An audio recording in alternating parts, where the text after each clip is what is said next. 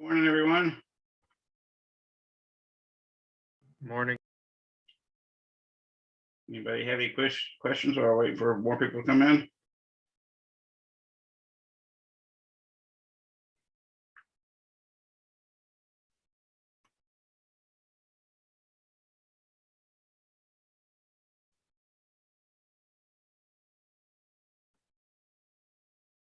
In case you hear me, my Zoom is just locking up. I don't know what's going on. Hopefully it'll come back. It says it's not responding.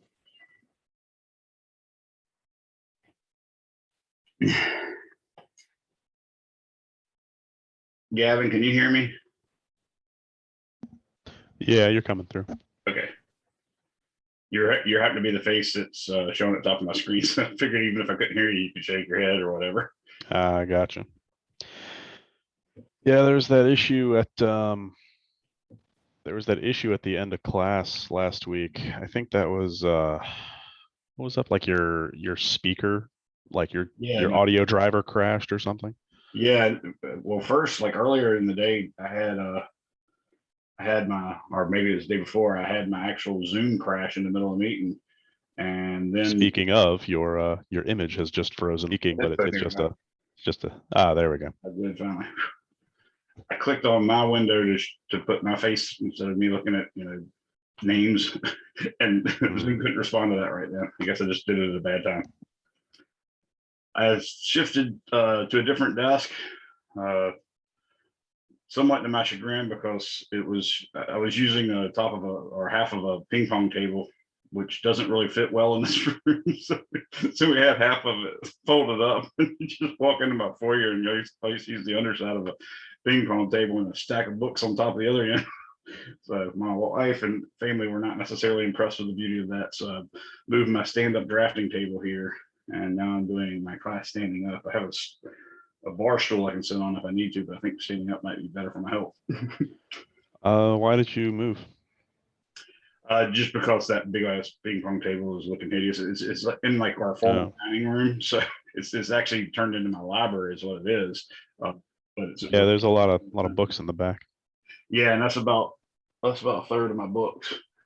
I've got bookshelves in front of me. I got one full, another one full, another one full, and then I got some up in the attic, and then I got all the ones at school. I literally got a stack about 6 foot tall that's in my office at school. So. I just had a thought actually concerning the quality of your recordings. Are you doing this over Wi-Fi or hardwire? I am actually doing it over Wi-Fi. I could do it over hardwire. That should make it a little better. The problem is, if you could find an Ethernet, just plug it into your router. That might help. Yeah, I might do that actually. I think I can get an Ethernet long enough, rather than have to move everything again. You got some relatively cheap ones. That's fine. What was that? I heard a female's voice too. It's Michaela. Have you checked your preferences? I had to do it for my daughter's Zoom last year. You can have it so that your image comes out as HD. Yeah, me and Gavin checked that Friday. Yeah, we did see that one. That setting was there. I do appreciate you letting me know, because you and Gavin both are the only ones that sort of kept me straight so far. I'm sure all of y'all know more about Zoom than I do, but Gavin and you have been helpful in that sense. If I'm not mistaken, you can get just about any length of Ethernet that you want cut for you at Home Depot, and then they also have like 50-foot Ethernets at Best Buy for like $6 or $8, something like that. You can't do that. Heck yeah, and I got this port right here, and all I have to do is put it up during class, and they'd run right over to the bookshelf in front of me and into the other office. So yeah, that wouldn't be bad. Plus, I'd have a little West Virginia tinge to it with a clothesline looking thing hanging from one room to the next across my 48. Actually, I would probably just move this back into the other office where it was and then set up everything there. If you do end up going to Best Buy, make sure that you go and check if they have like a little clearance. They have like like the little clearance area, but the one without a brand name. Yeah, if you get one that has a brand name, they'll give you a 10-foot cable for $15. Like, come on, man. Rock on, yeah. All right, well, I guess we should get started. I got you guys started on gravity last time, which is kind of nice. That puts us a little ahead. And really, we don't cover much gravity. We do more with gravity once we investigate angular momentum. So all we really do here is try to set you up so you can do vector forces and stuff like that. And I can even give you or argue a vector form of Newton's law of gravity that automatically gives you the magnitude and direction. So that's kind of nice. And I usually don't do that, but I noticed your book does it. And I do that in my second semester course for Coulomb's law. And I think it might be better if you'd seen it the second time by the time you got there. So I'm thinking I am going to do it this time. Let's start off by just doing some calculations. There was a series called Cosmos that existed before Neil deGrasse Tyson did it, and it was based on a book by Carl Sagan. And in one of those episodes, he talked about pseudoscience and problems with pseudoscience, and he was specifically speaking about astrology at that particular time. And a lot of people think pseudoscience just means another type of science, but pseudo means sort of the opposite. It basically says it's not really whatever comes after the word pseudo is that, you know, like I had pseudo leather pants from the 80s. Yeah, they're not leather at all. But yes, I was a product of the 80s. I also had parachute pants. Cool zippers everywhere and shiny metal looking clamps, a fabric. It was awesome. Anyways, but in this part about astrology, he said that people believe that the relative position of the Earth and say Mars has an impact on you. He said, and the only way we could imagine such a thing is the gravitational force, and basically the gravitational force on a baby being born at the time of their birth due to Mars is smaller than the gravitational force that the obstetrician has on the baby. So I thought I'd do that calculation for you right quick, just because it's kind of easy and it's a neat historical reference. So what we're going to do is we're going to turn on my document cam, and I'm going to show you a quick little, or actually, I guess I'm just going to turn the whole document cam off because I'm just awesome that way. We're going to basically show you that calculation is actually correct. Why is it not coming back on? Finally. Okay. So I actually could push this down further, but I really don't need to, so I'm going to leave it be. So first off, what we're going to do is we're going to calculate the force of gravity on the baby. So let's assume a baby, mass baby, has a mass of 3 kilograms. So that's about 6.6 pounds, 6 pounds, 9 ounces, say, something like that. And we know that the mass of Mercury, and I don't know if you know this, but the planets have individual symbols. And in fact, that's also the symbol I think we use for men, is it not? Mars is what I was saying. I don't know why I said Mercury, but yeah, that's the symbol for Mars, which also happens to be the symbol for men. By the way, the symbol for Venus is this one, and I'm pretty sure that's the one for women, so that's kind of neat too. But anyways, or for female, I should say. So the mass of Mars is actually 0.642 times 10 to the 24th kilograms. The Earth's mass is 10 to the 24th, so a lot of times they just put it as 10 to the 24th, whereas, for instance, the Earth's mass is 5.98 times 10 to the 24th. So you can see it's literally about 10 times as heavy as Mars is. Now, Mars actually is in an orbit. So if you drew the sun right here, and you have Mercury, Venus, you have Earth in this orbit, and then you have Mars in the orbit outside of it. Well, Earth's orbit, and actually the symbol for Earth is just that plus symbol in a circle. Earth's orbit is 1 AU, and it's not exactly a circle. It is a ellipse, as we said, but to be honest with you, if you drew exact scale replicas of the Earth's orbit next to a circle the same size, you would not, without doing some pretty intensive measurements, be able to tell that the Earth, which one's the circle and which one's the ellipse, just to give you some idea of how awesome it was what Kepler did. So that's the distance from the sun to the Earth on average is 1 astronomical unit, whereas the distance from the sun to Mars is actually equal to 1.52 astronomical units. Okay, so what that means is every year or so, roughly, you get some email. I know you've all seen it, that Mars is going to be so big, it'll be bigger than the moon in the sky tonight. And that's a real screw up that someone made, and it keeps going around. What they're talking about is when Mars and Earth are in opposition, when actually Earth is in between the sun and Mars. that's when they're actually closest. And you can see at that point, 1.52 astronomical units just becomes from Earth 0.52 astronomical units. So that's the distance I'm going to use for the distance between the baby and Mars. So the force on the baby due to Mars, which I'll write like this, is equal to 6.67 times 10 to the negative 11th newtons meters squared per kilogram squared. I'm showing the units this one time at least. Now I'm going to take the baby's mass, which is 3 kilograms. And I'll take Mars's mass, which is 0.642 times 10 to the 24th kilograms. And now I'm going to divide that by 0.52 AU times 1.496 times 10 to the 11th meters, which is equal to 1 AU. And of course, we got to square that. So then putting that in our calculator, we find that that's 21.2 times 10 to the negative 9 newtons. So that's a really, really small amount. Remember, a newton is like about a quarter pound. It's actually a little bit less than a quarter of a pound. So this is 10 to the negative 9th of those times 21, of course. Now, if we do the force on the baby due to the obstetrician, so I'll write FBO, okay, we'll say 6.67 times 10 to the negative 11th, leaving off the units this time. It's a 3 kilogram baby. I'll assume an 80 kilogram doctor, and we'll assume that they're about half a meter apart. I think that's fairly reasonable, you know, before they're actually touching. So while the baby's say still in the womb and the doctor's getting ready to wait for it to come out or pull it out or whatever needs to be done.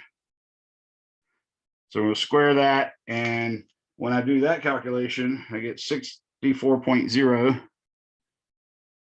times 10 to the negative 9th newtons. So you can see Carl Sagan was actually telling us correct. He no doubt, of course, did the calculation, or at least estimated at the top of his head. And you can see now that the gravitational force between the baby and the obstetrician is essentially more than 3 times larger than the force on the baby due to Mars. So, and the reason why we're doing that is we're the only thing we know of that really reaches that far away and is associated with, you know, not actually physically touching it, is the force of gravity. So that's our only knowledgeable force we could consider as being the cause of astrology. So it basically is making that argument that we know of no such method that would verify astrology. So that's one scenario. The other scenario is, and I do this with my astronomy class, I actually will basically send them out a horoscope where I'm taking out all the, you know, the indicator words. Like they'll say, you Leos today will find blah, blah, blah. Well, I'll take out all those references to what actual horoscope they're talking about for what sign that is, and send them daily an actual horoscope that came from a website that I particularly know that I'm using. And I use a different one every year. And at the end of each day, each person is supposed to take their horoscope and see which one matches their day. So just before they go to bed, they're supposed to read over the 12 horoscopes and see which one matches their day and write that up. And then at the end of a week, or sometimes I do it a whole month, we look and see how many of them got their horoscopes right. In other words, how many said, hey, this horoscope really fits my life, right? And that horoscope happens to be the right sign. And I've literally never found a single one that had it match well, even with the first, even with any random horoscope, as opposed to just a horoscope for them for their particular birth date. So that's one of the ways you could do by being, in some sense, double blinded there. I don't know what they're going to answer. They don't know which one they're answering for. And that way we got a double blind test that shows astrology doesn't give you anything helpful. You can also do other things. People have done other trials like that. And basically it just finds out that not only do people not match what their horoscope says, but when they do, it's the horoscope's written something so generic that anybody could find a fit for it. And of course, you know, you only have to hit once and then you'll be convincing everybody to do it. So, or at least convincing everybody that you're convinced. So, all right, next thing we want to do is I want to calculate, let's see what the force on the moon is. So let's figure out the force of, actually, let's figure out the force on the Earth from the moon. So the force on Earth due to the moon, I'll give it that symbol. The crescent is the symbol for the moon, by the way. So the force on the Earth due to the moon is 6.67 times 10 to the negative 11th. And then the mass of the Earth is 5.98 times 10 to the 24th kilograms. And then the mass of the moon is 7.35 times 10 to the 22. So you can see the Earth is almost 100 times heavier than the Earth, or excuse me, the Earth is almost 100 times heavier than the moon. And then the distance is 384,000 kilometers, basically. So I want to say 3.84 times 10 to the 8th meters. And I'll square that. And that force turns out to be 198.82 times 10 to the 18th newtons. So that's not a very helpful number because it's just so big we can't really understand it that well. And we really should be carrying it only to 3 sig figs. So I really should put that there. But to give you some perspective, you might want to say, well, what's the actual force on the Earth, let's say, due to the sun? And if you calculate the force of the Earth due to the sun, and this is the symbol for the sun, it's just a circle with a dot in the middle. If you do that calculation, you're going to get 6.67 times 10 to the negative 11th. Again, you still have the mass of the Earth, so it's 5.98 times 10 to the 24th. And then the mass of the sun is huge. It's 1.99 times 10 to the 30th kilograms. So you can see that's like basically almost 1 million times as big. It actually turns out to be, I think, 200,000 or 500,000 times as big, something like that. You could just divide one by the other if you want to see. And then we divide that by the distance between them, which is 1 astronomical unit. So 1.496 times 10 to the negative 11th. And that's going to be squared, of course. And I want to double check this calculation. So instead of just using the one I already calculated, I'm going to use my calculator and calculate it again for you. So let's do 6.67 e to the negative 11 times 5.98 e to the 24 times 1.99 e to the 30. Now I'm going to divide that by 1.496 e to the 11 squared. And that gives me 35.47 times 10 to the 21st newtons. So you can see they're sort of somewhat comparable. If I move this 2 places to the left, then that would be dividing by 100. So I have to multiply this by 100. So it'd be 1.98 times 10 to the 20th newtons, whereas this is 35 or 354. So if I wanted to divide this by 10 to get it in 100, then I have to multiply this by 10. So it'd be 354.7 times 10 to the 20th newtons. Now you can see it's basically 354 versus 2. So it's a lot bigger force. Any questions on that? Okay, so this stuff is pretty trivial. I think everybody can get that. What I want you to see how to do is basically use your vectors to your idea of a vector and this equation F equals G M1 M2 over R squared. I want you to see how to actually apply that. So let's imagine this scenario. Let's imagine that we have an object right here. And then over here, we have another object. And then over here, we have another object. And they're at parts of an equilateral triangle. Okay. So this angle right here is 60 degrees. This angle right here is 60 degrees. And this angle right here is 60 degrees to an infinite number of decimal places. Okay. Now, what I'd like to do is figure out what is, let's say, for the heck of it, let's do, yeah, this is good. Let's just do the force on this one. So I'll call this one number 1. I'll call this one number 2, and I'll call this one number 3. I want to know the force on 3. Okay. Now, of course, we need some masses. So what I'm going to do is I'm going to say this mass is, I don't know, 0.16 times 10 to the, let's say 10 to the 9. And this one's 0.16 times 10 to the 9. And let's say this one is 1 times 10 to the 3. Okay, so that's their masses in kilograms. And now what I'm going to do is assume that this one is, let's say 100 meters by 100 meters by 100 meters, of course, being an equilateral triangle. Does that make sense to everyone? So what I'm going to tell you is vector, the gravitational force and forces in general are vector quantities. And F3 is going to be the force on 3 due to 1 plus the force on 3 due to 2.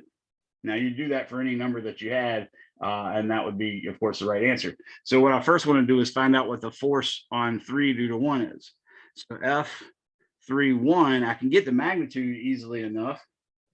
The magnitude is just going to be 6.67 times 10 to the negative 11th times 0.16 times 10 to the 9 times 1 times 10 to the 3, all that divided by 100 squared, again leaving off the units. Okay, so let's do that calculation real quick. I'm going to say 6.67 e to the negative 11. Hopefully you guys are backing me up on this. Times 0.16 e to the negative, or excuse me, e to the 9 times 1 e to the 3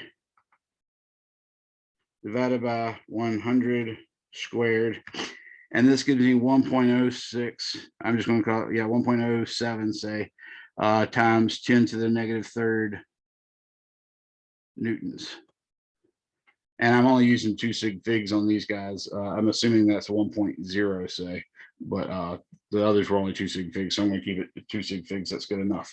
Now that's neat. That gives us the actual magnitude, but what we really need is a force, right? What we know though is that F3(1) is actually acting along this line right here.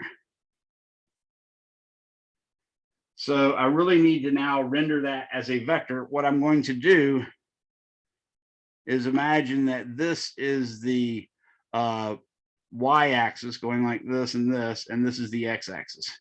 Okay, and maybe I'll even say this is the positive y-axis just to make it easier.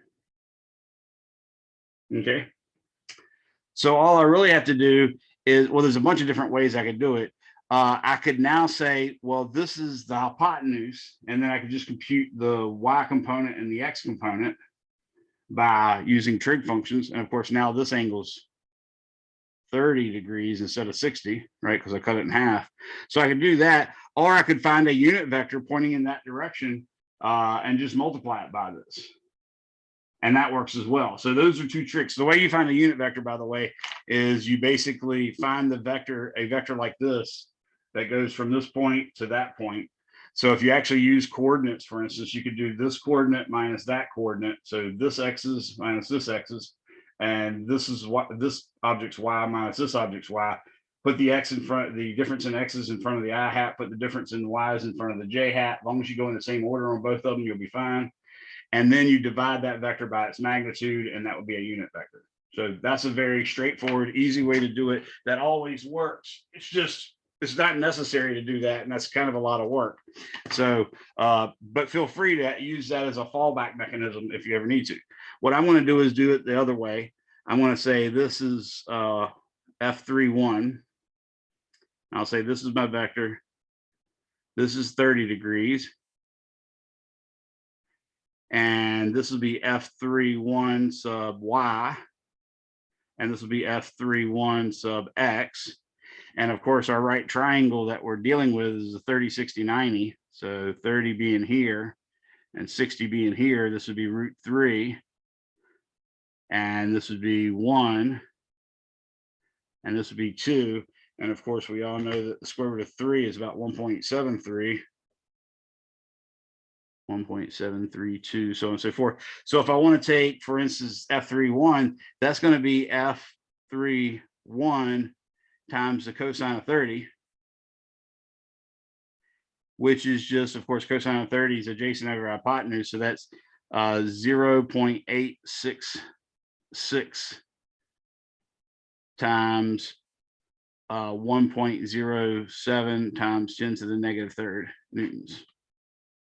And it's already in the positive direction. So I'm going to continue with that. So 0.866 times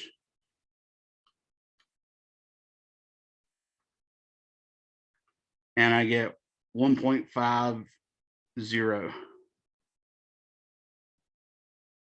And that 0 is an extra digit, newtons.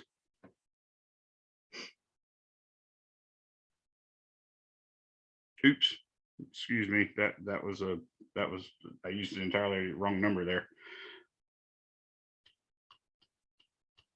It looked the same, but it wasn't the same. Times 0.86.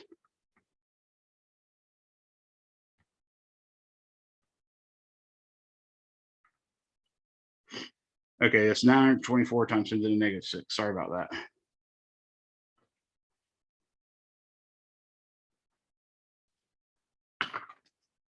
Did anybody catch me on that? It'd be helpful. 924 times 10 to the negative 6 newtons.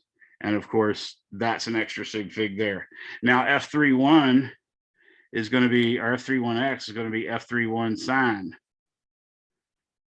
of 30 degrees. So that one's clearly just going to be sine is 1/2. So it's just 1/2 of the 1.01. So F31x is just going to be positive, or yeah, excuse me, that's a negative. That's a negative of 1.07. So that'd be 0.5035 times 10 to the negative 3 newtons. Okay. So now I have those two components. That means F31 as a vector is equal to negative 0.5035 times 10 to the negative third newtons, I hat. And then the Y component is plus, I'll say this is 924 times 10 to the negative 6 newtons, and that'll be in the J hat direction. So we got that one. Now I got to find out what the force F32 is,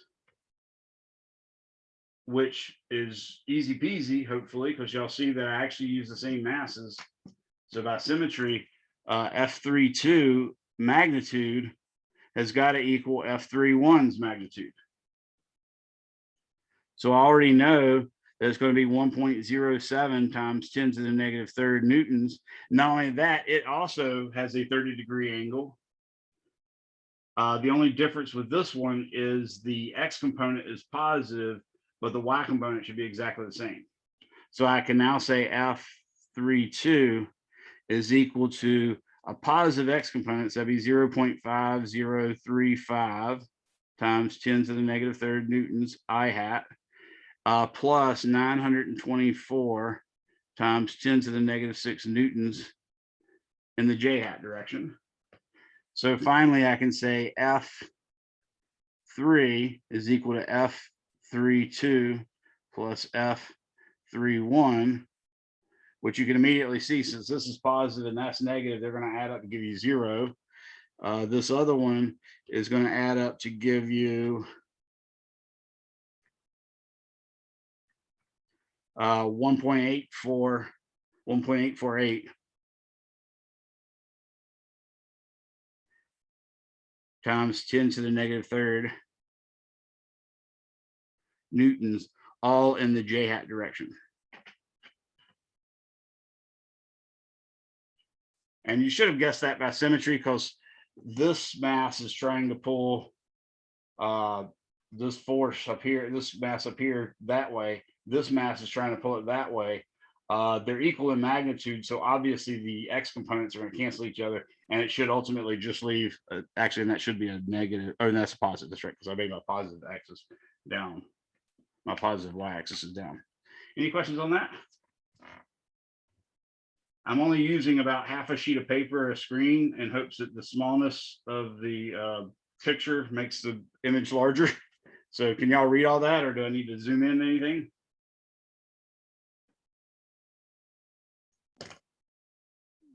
The bits in red are a little hard to make out. Okay. I'll try to stay from writing those numbers, because I like using them for components, and that's probably the best thing to use them for, but just make sure y'all got any of that you missed. That's supposed to be a sine 30 over there. It was a sine of theta that I wrote a 3 on top of the n with.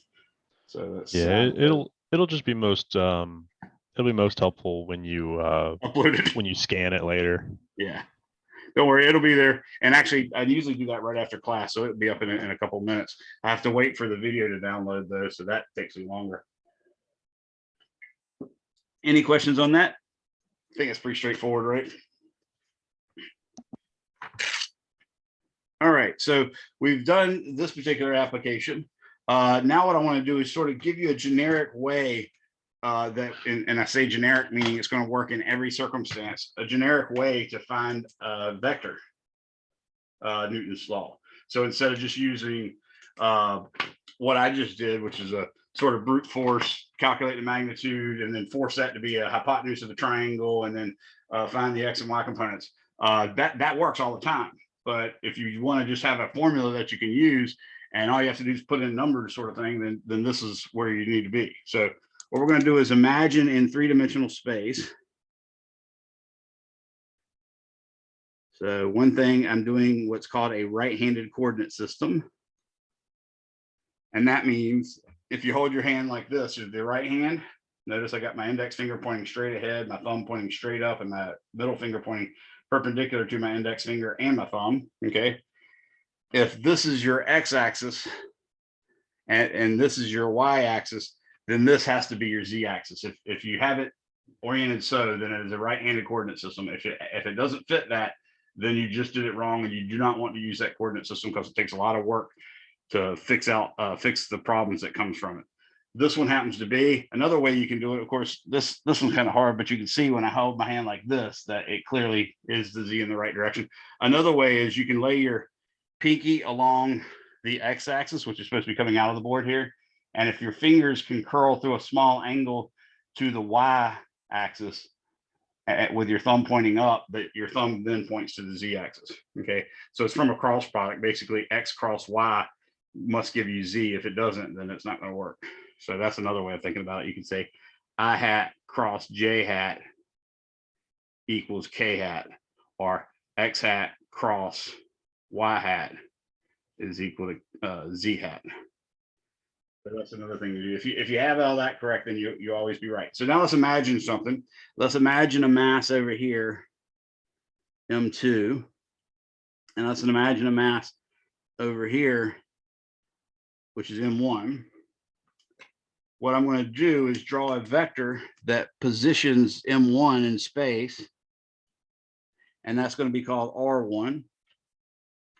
And now I'm going to draw another vector that positions M2 in space, and that's going to be R2. Now, what this could mean, for instance, is that this is the y coordinate for particle 2, this is the x coordinate for particle 2, and then if you went back along this direction, this would be the z component or the z coordinate for particle 2. So just so you'd understand in 3 dimensions what we're talking about. Okay, so that's me trying to show you it's 3-dimensional. This could also mean, of course, that this one has this x component, or excuse me, this y component, and it has this x component. Okay, so I'm just trying to show you they're actually in 3 space, not in 2 space or anything like that. All right.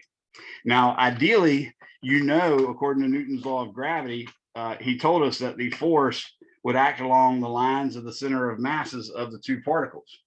Well, we're treating these particles as if they're point particles. So it's just from point 1 to point 2 or point 2 to point 1.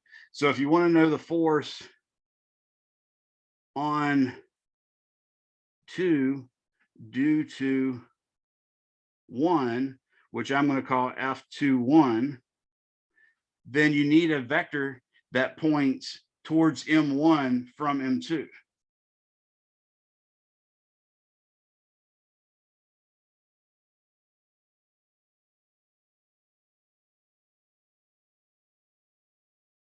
Right?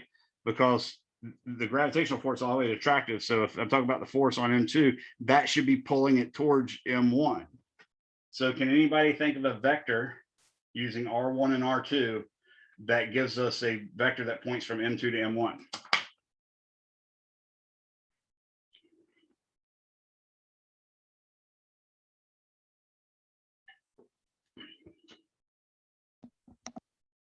Anybody?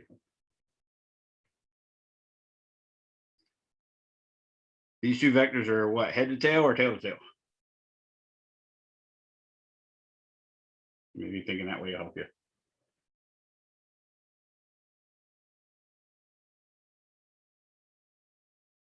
Yeah, they're tail to tail.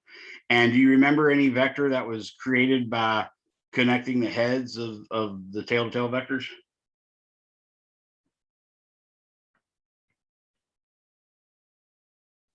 Would addition be that?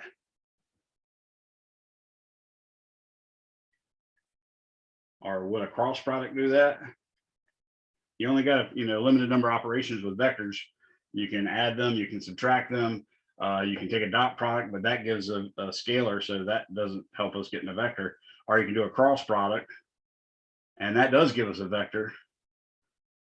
So that one is a possibility, but do y'all see one that gives us a vector that points either from M2 to M1 or from M1 to M2? The A plus B would actually, and that's normally what people answer, you'd actually have to complete the parallelogram. So A plus B would point way out here. That's not along it's almost, in some cases, it'd be perpendicular to that direction. But that's a good attempt, at least. How about subtraction? Yeah, there you go, A minus B.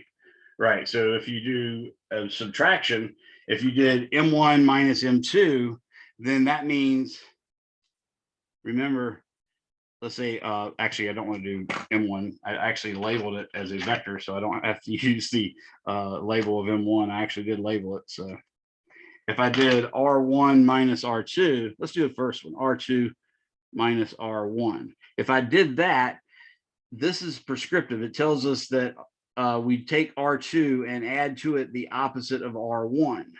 So what I end up doing is flipping around R1, and then notice they'd be head to tail. So I just draw it from here to here. But that's the wrong direction, right? We wanted to point from here to here. So in fact, the vector we need is R1 minus R2. Okay. Of course, you could do the negative of it, and that has actually some value. So you could say, for instance, F21 is equal to negative G M1 M2 over R21 magnitude squared times vector R21, where vector R21 That's just such that. That's a mathematical symbol that we use. R21 would be defined to be R2 minus R1. But notice when you do that, the subscripts match, which is great, and they match the order of subtraction, which is great, but you have to put a negative in. So, but that's perfectly fine. So this is a correct way of doing it. So all you'd have to do whenever you are given coordinates for M1 and M2, you just do the coordinate of M1 minus 0, 0, 0, because the origin is a 0, 0, 0, right? That would give you now a vector. So the x of M1 minus 0 would be the x coordinate. The y of M1 minus 0 would be the y coordinate or the y component. And the z of M1 would be the z component. And then you do the same thing for 2, and you just do R2 minus R1, and you're golden. Okay. So that's a neat thing to do. You can try it. For instance, you could try it with the vectors that I just talked about. If you wanted to say M1 was, you know, well, here's a problem I'll let you do on your own.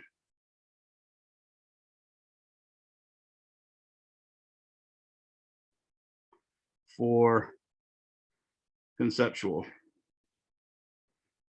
extra credit. Okay, so this will be for conceptual extra credit. Let's find F. Let's say F4 for, let's see, M1 is going to equal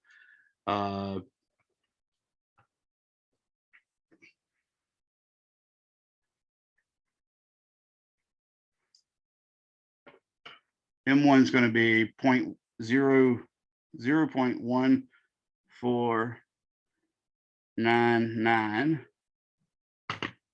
times 10 to the 9th newtons. M2 is going to be 0.1499 times 10 to the 9th newtons. And M3 is going to be 0.1499 times 10 to the 9th newtons. And M4 is going to be 1.000 times 10 to the 4th. And I don't know why I wrote newtons there. They're all supposed to be kilograms. I will fix it.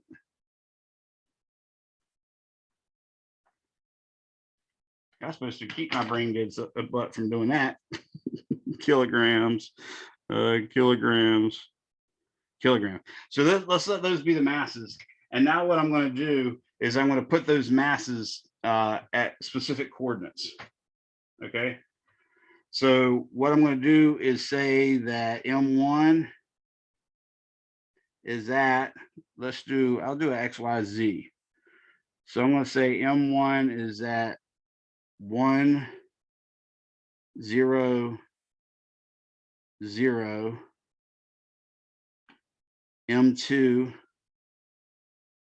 is at 1, 1, 0. M3 is going to be at, what the heck? Let's do it at no,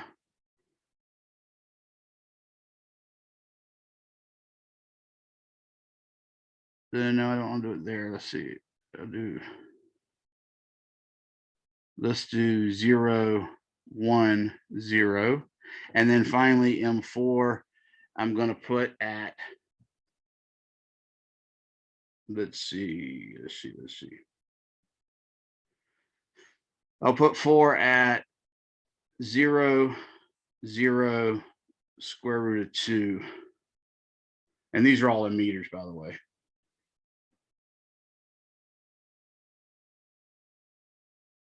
Okay.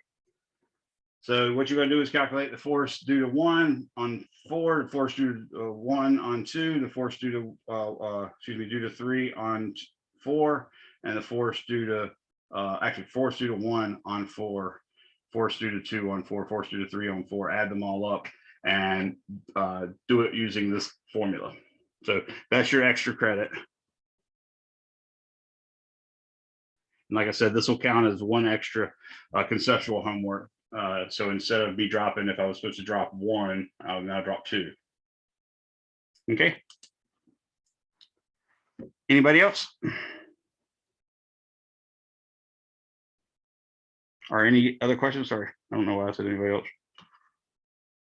Deep in thought about something other than class, which is not very helpful.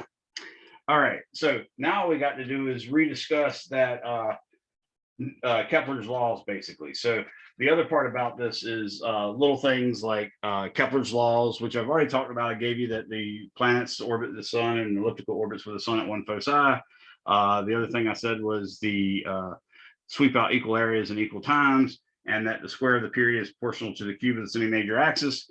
So those are Newton's or Kepler's 3 laws of planetary motion. And you can derive one of them very simply. You can just say, well, the force of attraction between, let's say, the sun and the moon, so let's say sun and the earth, actually, the sun and the earth is equal to G M sun M earth over R sun earth squared. That's the force acting on them, but that's also got to be equal to the mass on the earth times V squared over R, right? But we also know that V is equal to, if we assume a circular orbit, which is, like I said, it is pretty close, you couldn't tell the difference, then V would be 2 pi R over T. So automatically you can see right now we can cancel out one of these R's. That's still the same R, by the way. Automatically you can cancel out one of these R's. Now we'll see that we have G M sun M earth over R sun earth is equal to M earth times 4 pi squared R squared. Again, that's over T squared. Now you can see the masses of the earth goes away. And lo and behold, you actually get Kepler's 3rd law. You can say the square of the period, which is what this T is here. So we can say T squared is going to be equal to 4 pi squared over G times the mass of the sun times R cubed. And that is Kepler's 3rd law. So that's one thing you want to know. And now you know how to relate it. And it's close enough, believe it or not. There is a correction you do. One, for the fact that really the 2 objects are orbiting a common center of mass. The center of the moon, the center of the earth, sun actually goes around like this. So that you can do things to correct that, but it still gives you the right formula. It's only off a little bit. In fact, if you do it correctly, instead of that, you'll get the mass of the sun plus the mass of the earth in there. That's the only difference if you work it out. Now, the other thing we want to understand is that our weight, which is mg, is also equal to G times the mass of the earth times our mass over the radius of the earth squared. So from that, you can automatically tell, oh, G must be equal to the gravitational constant times the mass of the earth over the radius of the earth squared. And you'd be exactly right. So you can actually do this for the mass of the radius of the earth plus the height of Mount Everest. And you could do it for the radius of the earth minus Mount Everest, or excuse me, minus the depth of the Marianas Trench. And you'll see how much gravitational acceleration varies from the deepest part of the ocean to the highest mountain on Earth. We'll do that next time, and that'll finish up all of chapter 6. So you folks are free to go. I'll stick around and wait for the last one that might have questions.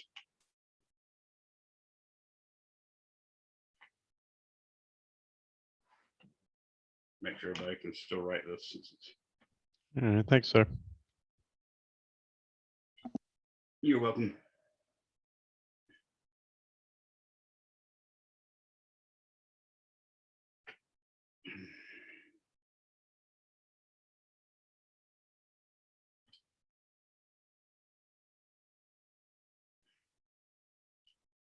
Any questions on any of this, Vincent or Tyler or Matthew, Mary, Catherine,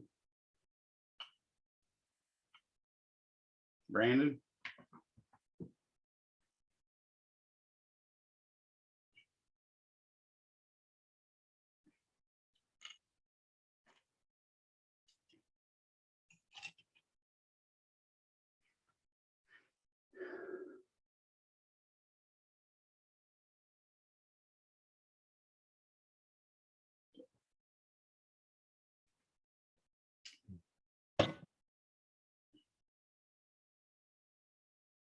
No problem, Catherine.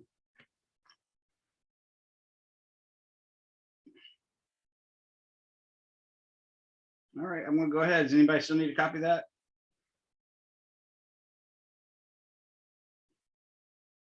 All right, see you, everybody.